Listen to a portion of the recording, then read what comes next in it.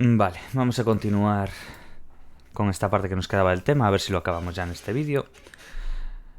Y ya lo dejamos listo. Vamos por el apartado 4, dentro de este capítulo 16 del volumen 1 de Psicopatología. De la edición al juego y demás. Y nos habíamos quedado en la última parte, que es la edición a los videojuegos. Que es lo que le llaman, trastorno por videojuegos. Vamos a ver el diagnóstico y las características clínicas de trastorno por videojuegos.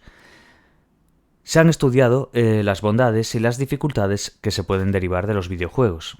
Para la mayoría de los gamers son netamente un estimulante de actividad de ocio y entretenimiento, pero puede convertirse progresivamente en un hábito disfuncional. Son dos caras de una misma moneda y se observan posiciones polarizadas. Se plantea estudiar los efectos de los juegos digitales como parte de un continuo con dos extremos, el uso recreativo y el uso adictivo, donde hay puntos intermedios, tanto funcionales como los high engagement, como disfuncionales, que sería el perfil de riesgo, pero sin diagnóstico clínico. En este continuum, la mayoría de usuarios son recreativos, mientras que hay una minoría que tendría conductas adictivas. Como bien podemos apreciar en la figura 16.2, donde vemos el espectro del uso de los videojuegos. Vemos un recreativo, con positivas o neutras, como podemos apreciar aquí, y la inmensa mayoría, la mayor cantidad de gamers se ubica en los puntos del continuo, correspondientes al uso recreativo, lo que sería esta parte de aquí. Luego vemos aquí una alta implicación, y ya problemático y ya adictivo. Pero bueno, básicamente la mayoría de los usuarios son recreativos, con lo que hay que quedarse. Y hay una minoría donde habría unas conductas adictivas.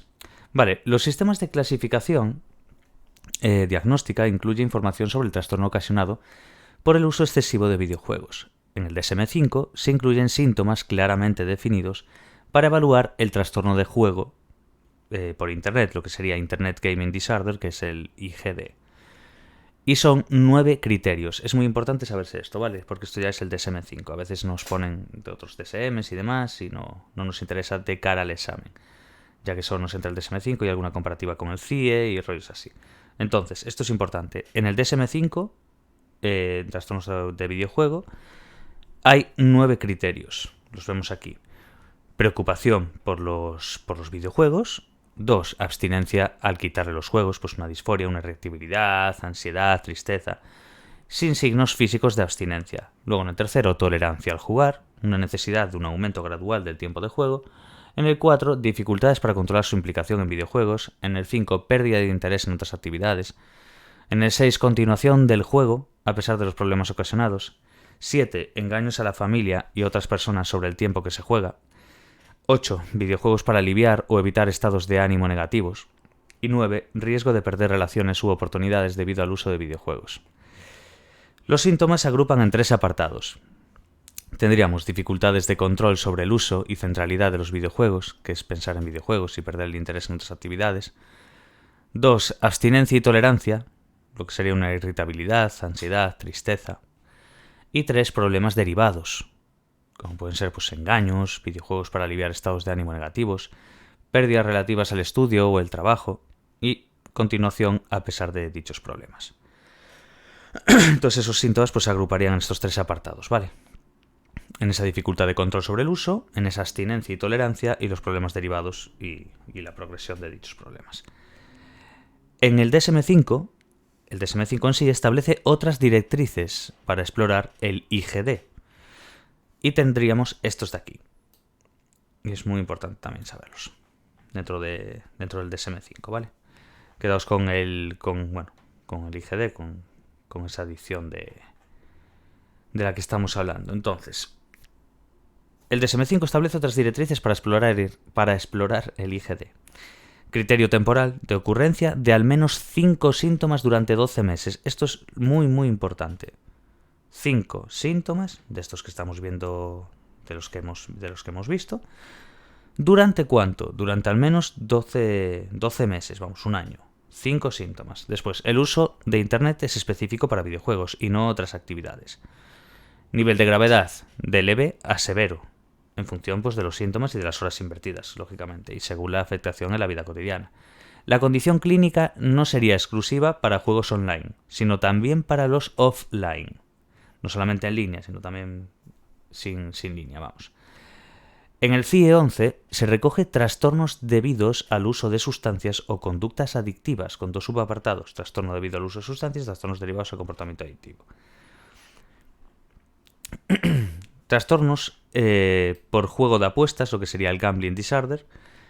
Luego tendríamos el trastorno por videojuegos, que es el Gaming Disorder, que es el GD, o Internet Gaming Disorder, el IGD, lo que acabamos de decir, donde ha de haber un patrón persistente o recurrente de juego digital, offline o online, que provoque una afectación significativa en ámbitos esenciales de la vida de la persona, con 3 grupos de síntomas: dificultades de control sobre el juego, centralidad del juego, que es dejar de lado otras actividades, y continuación con el juego pese a las consecuencias negativas, lo que decíamos exactamente.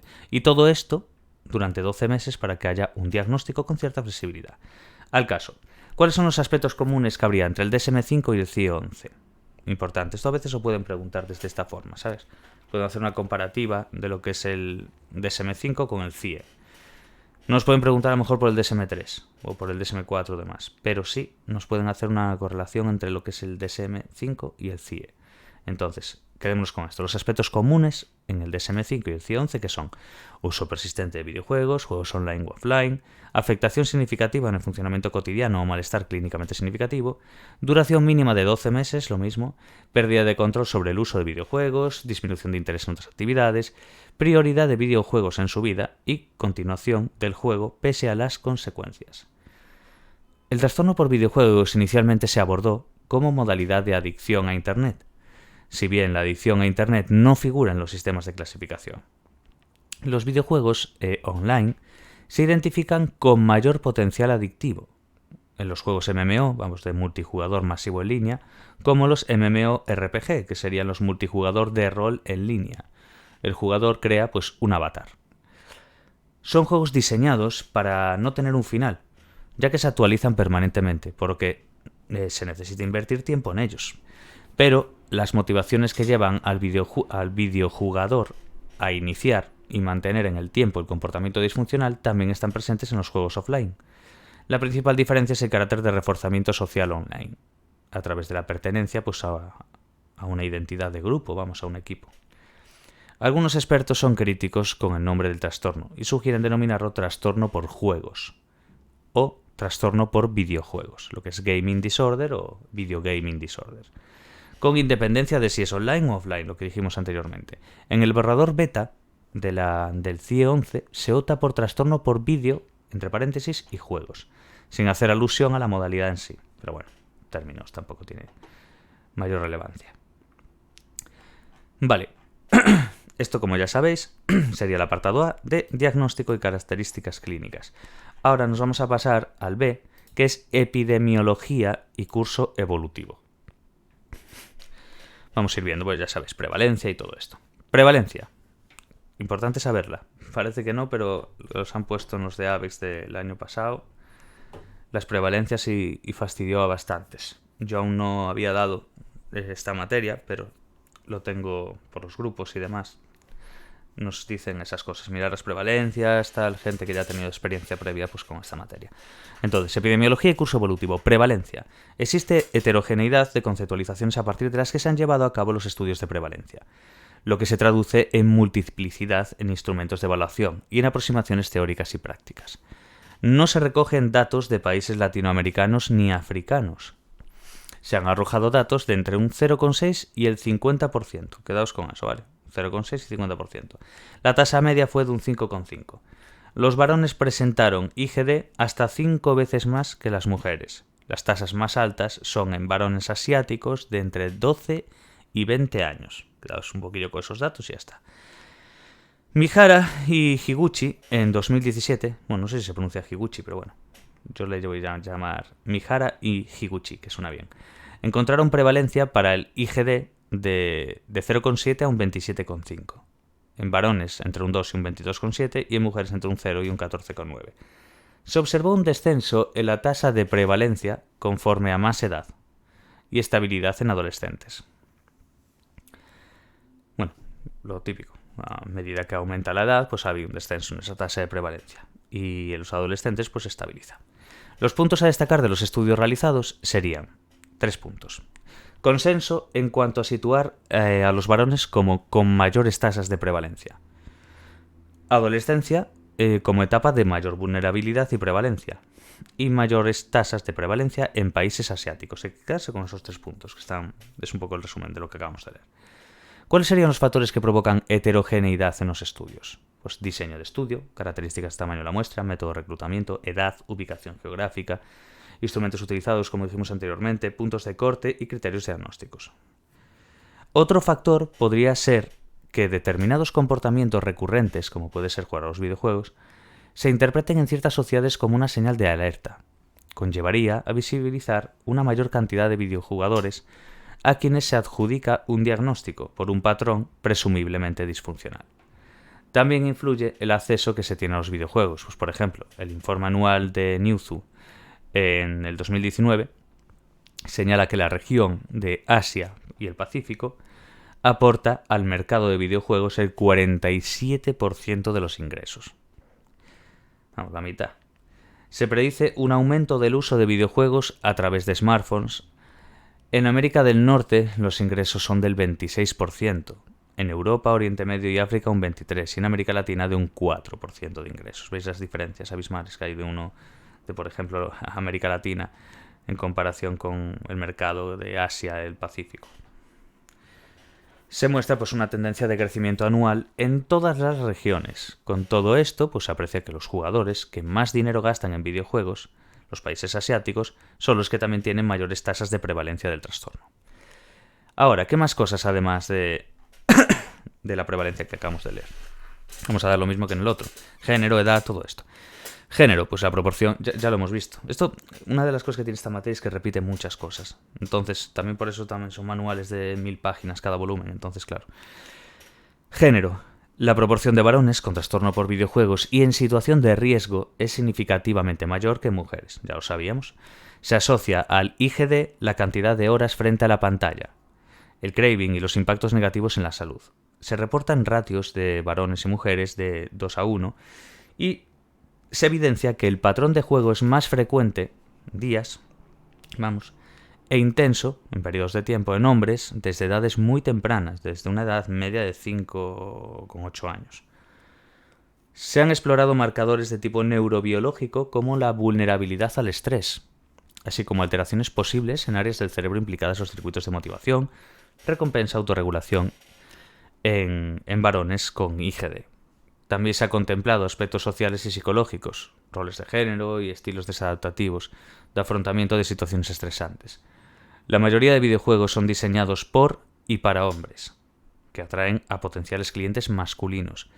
Competición, invasión de territorios, violencia, dominación, imagen hipersexualizada de los personajes femeninos y un humor áspero. La edad. La mayor tasa de prevalencia es en adolescentes, de entre 12 y 18 años. ¿Por qué? Pues por factores neurológicos, como puede ser el desarrollo inmaduro del córtex prefrontal, responsable de la toma de decisiones y del control de los impulsos. Los factores del desarrollo, como la necesidad de pertenencia social, la identidad y el cuestionamiento de la autoridad. Factores culturales, como la transición a la etapa de la educación secundaria, situación estresante, con nuevas responsabilidades y mayor independencia. Cambios en el aspecto físico y psicológico. Resolución de tareas más complejas que suponen estrés.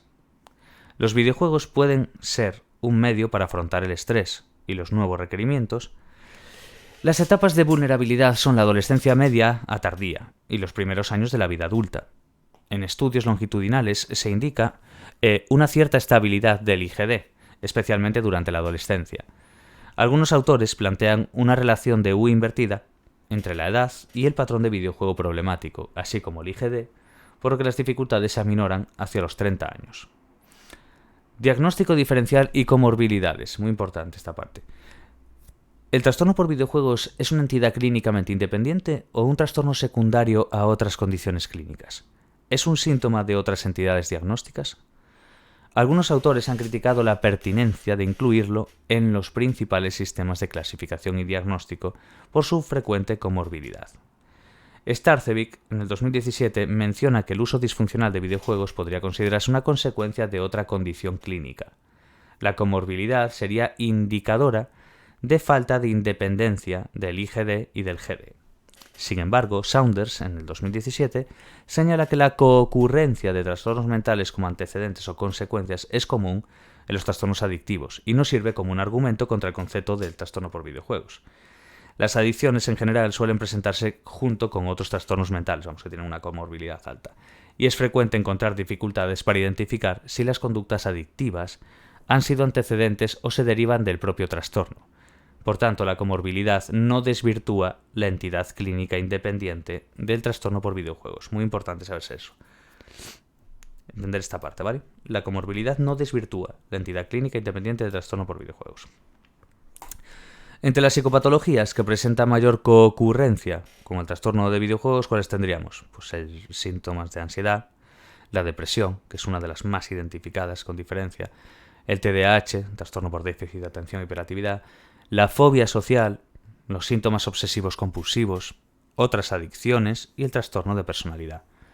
Pero no siempre ocurre el trastorno por videojuegos en concomitancia con otros trastornos, sino que hay casos donde es una entidad primaria o independiente, lo que apoya el estudio independiente y específico del IGD. Vale, y nos quedaría la etiología, como dimos antes también. En el trastorno pues, de los juegos de azar y demás. Vamos a dar un sorbito de agua, que si no me voy a quedar seco. Vale. Etiología. Modelos sobre el uso de los videojuegos. Evolución de las propuestas teóricas. ¿Qué tenemos por aquí? A ver. El vínculo entre Internet, videojuegos y adicción ha estado presente desde el inicio de los estudios realizados sobre esta temática. Se aprecia por la evolución de los modelos teóricos que parten del estudio de la adicción a Internet y llegan a propuestas específicas para el trastorno por videojuegos. B. El modelo del uso patológico de Internet, uso generalizado frente a específico. Davis 2001. El modelo de Davis 2001 de corte cognitivo-conductual, uno de los primeros y más extendidos, propone una distinción entre el uso patológico de Internet específico frente al generalizado. Destaca el papel de las conductas disfuncionales en el mantenimiento de conductas problemáticas asociadas con el uso de la red, especialmente pues, en relación con la expectativa sobre la acción gratificante, y como medio eficaz para aliviar estados emocionales negativos. El autor deslinda este campo de estudio de otras adicciones no realizadas online. El modelo plantea la presencia de factores distantes y factores proximales, que podrían favorecer el desarrollo del problema. Una psicopatología previa se considera causa distal. Una psicopatología previa es una causa distal, mientras que las cogniciones desadaptativas conformarían las causas proximales, que generan y mantienen la conducta. Como limitación de este planteamiento teórico encontramos la inclusión de diferentes modalidades de conductas problemáticas, como si fuesen pues, fenómenos idénticos. Por ejemplo, conductas excesivas de compras, visionado de pornografía, sin considerar las particularidades de cada una. Entonces, quedaos con el modelo del uso patológico de Internet, uso generalizado frente al específico, que es el de Davis. Y quedaos con su uso patológico de Internet específico frente a generalizado, y una psicopatología previa se considera distal, y las cogniciones desadaptativas unas causas proximales.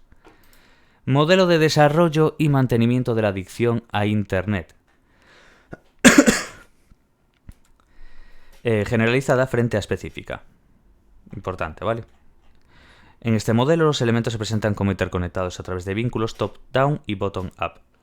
En el modelo tienen un papel central el control, que es posibilitado a través de las funciones ejecutivas. La falta de control de los procesos adictivos se iría haciendo más marcada por acción de refuerzos positivos y negativos, que irían vinculando las conductas desadaptativas con las consecuencias derivadas de su accionar, interpretadas como positivas, por alivio ante estados anímicos negativos, un refuerzo negativo de toda la vida, o por efectos gratificantes, que sería el refuerzo positivo también. Se tienen en cuenta factores predisponentes, como cogniciones disfuncionales y presencia de psicología previa, que repercute en falta de control, emociones, conductas, consecuencias y cogniciones. El modelo sistematiza hallazgos científicos e identifica circuitos cerebrales implicados. Sugiere dos perfiles de uso adictivo, específico y generalizado. Una limitación del modelo es proponer un marco teórico aplicable a distintas adicciones derivadas del uso disfuncional de Internet, sin tener en cuenta las particularidades de las diferentes problemáticas. Y luego tendríamos el modelo cognitivo-conductual de trastorno de juego por Internet, de Dons y Potenza del 2014, que es el primer modelo que se centró en el trastorno de juego online. Las tres esferas que lo conforman son, es importante saberse eso, ¿vale? Que es el primer modelo que se centró en el trastorno de juego online, el modelo cognitivo-conductual del trastorno por juego por Internet. Y acordaos de los autores, Dons y Potenza. Motivacional, pues con búsqueda de sensación y liberación de estrés, control ejecutivo y toma de decisiones. El modelo lo que explica básicamente es que el proceso por el que se consolida la conducta adictiva y cómo la ejecución repetitiva debilita progresivamente la capacidad de autorregularte tú como individuo. Quien toma decisiones basadas en recompensas inmediatas, contribuyen a los reforzamientos positivos y negativos y los sesgos cognitivos. El modelo incluye propuestas para la intervención. Una de sus limitaciones es la poca evidencia empírica recabada. El modelo neurocognitivo tripartito del trastorno de juego por Internet, el de Wade y colaboradores del 2017. Muy importante. Luego abajo tenemos un cuadro resumen de todo lo que estamos diciendo. Así que luego, cuando haya que repasar la materia y demás, ya vas directamente al cuadro y ya te va viniendo un poco todo. Entonces, el modelo neurocognitivo tripartito de este trastorno de juego por Internet, recordar View del 2017, o Way, no sé realmente cómo se pronuncia, siendo sincero, del 2017. Entonces plantea que las personas con trastorno de juego online muestran un sistema impulsivo que se encuentra hiperactivo, un sistema reflexivo en estado hipoactivo, ineficaz. Bueno, ya veis, hiperactivo, hiper, hipo, por debajo de, por prefijo, quiero decir que ya lo sacáis. Un sistema interoceptivo que no logra establecer el balance entre los otros sistemas, impulsivo y reflexivo. El modelo recoge evidencia y se integran y profundizan los principales postulados de los modelos anteriores, en especial sobre los sistemas impulsivo y reflexivo. El interoceptivo se centra en la interpretación que hace la persona sobre las señales somáticas propias del craving y de otros estados aversivos relacionados con la adicción. Ante los estímulos, la persona ejecuta la conducta impulsivamente para aliviar el malestar. Se incorpora las áreas cerebrales de cada sistema y añade el córtex insular, responsable del sistema interoceptivo, que media entre impulsos y decisiones deliberadas. Bueno, lo que os dije anteriormente, este es el cuadro exactamente con lo que acabamos de decir. Es un cuadro resumen sobre las principales características y aportaciones de los modelos teóricos Davis, Brad y colaboradores, Don y Potenza, y el último que acabamos de ver de Wade y colaboradores. Ya veis, modelo centrado en trastorno del juego por Internet y procesos cognitivos. Cogniciones desadaptativas, sesgos atencionales, señales relacionadas, lo que acabamos de leer. Factores de vulnerabilidad se contemplan indirectamente, pero no dentro del modelo. Impulsividad, sistemas impulsivos. Refuerzos positivos y negativos, hipersensibilidad ante esas señales relacionadas con el juego online y asociación gratificante. Luego, control, funciones y ejecutivas. Aquí vemos sistema reflexivo. Resultados, sistema interoceptivo, lo que acabamos de decir, que traduce señales somáticas en el craving, balance sistema impulsivo-reflexivo, toma de decisiones, después el córtex insular, y por último tenemos aquí en conductas y respuestas, conducta adictiva, como consecuencia de ¿qué? De un desbalance entre lo que es el sistema impulsivo y el reflexivo. Básicamente eso que nos quieren decir un poco.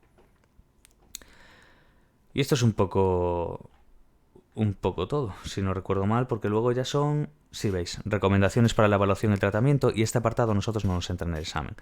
Podéis leerlo si queréis, pero no nos corresponde a nosotros. Yo personalmente casi siempre los leo. Entonces simplemente por curiosidad, más que por otra cosa, porque además es que lo veo muy importante como para que quiten esto.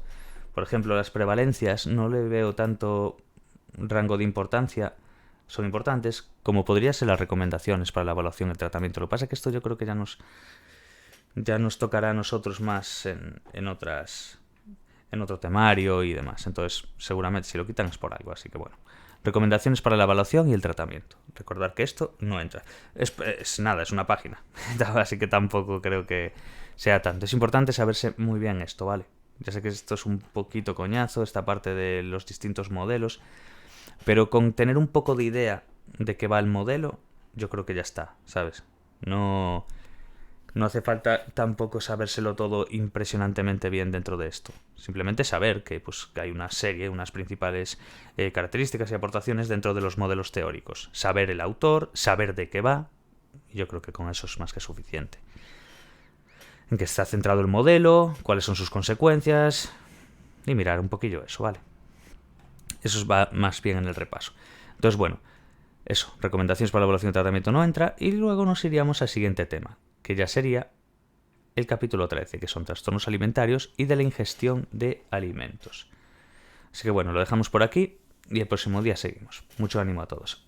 Chao, chao.